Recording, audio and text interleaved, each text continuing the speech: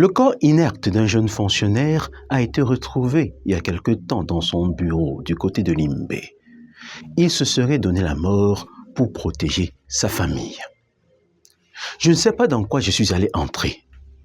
Je ne sais pas qui je peux donner. Voilà en substance le message qu'il aurait laissé avant de se suicider.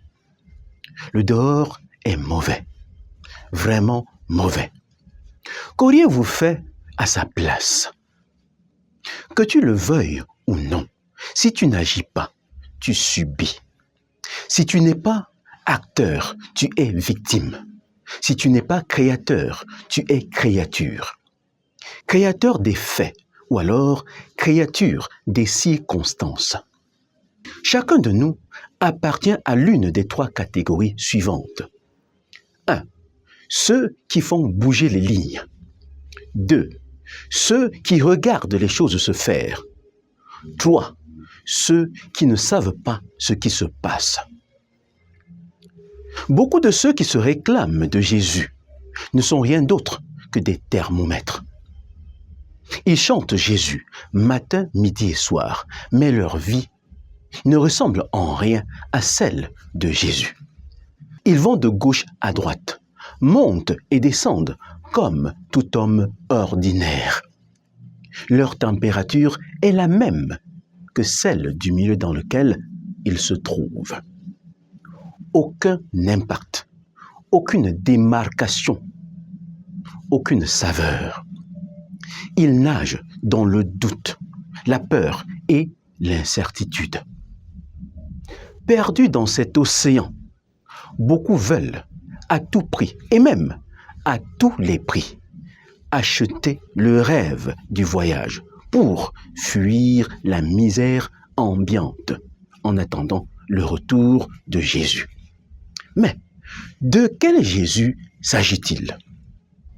Père, je ne te demande pas de les retirer du monde, mais de les préserver du diable.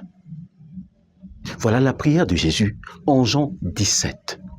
Vous êtes le sel de la terre, déclare l'homme de Galilée en Matthieu 5. En clair, c'est à nous d'influencer le monde et pas l'inverse. Nous devons être des thermostats. Un thermostat garde la chaleur. Mais le thermostat ne garde que la chaleur qu'il a reçue. Sans la chaleur de Jésus, tu n'es rien d'autre qu'une proie à la merci de l'ennemi. Sans la révélation, tu vas dormir sans dormir et veiller en vain. Sans la révélation, tu vas courir la mauvaise course. Sans la révélation, tu vas passer toute ta vie à cultiver le champ des autres et abandonner ton propre champ. Quel désastre! Connaissez-vous Solomon Grundy? Sa biographie résume la vie de la plupart d'entre nous. Solomon Grundy, né un lundi, baptisé un mardi, marié un mercredi. Solomon Grundy, hospitalisé un jeudi, mis sous assistance respiratoire un vendredi, décédé un samedi, inhumé un dimanche.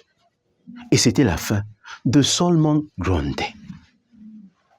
En quoi ta vie est-elle différente de celle de Solomon Grundy? La bonne nouvelle, c'est que tout n'est pas perdu. Seulement, si tu continues à somnoler, ta vie va dormir.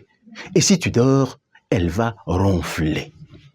Je t'invite à prendre part au séminaire en ligne que nous organisons à partir du 1er août sur WhatsApp, sous le thème « Ce que tu cherches se trouve dans le royaume de Dieu ». Pour plus d'informations, envoie un message à ce numéro WhatsApp qui s'affiche sur ton écran. À bientôt.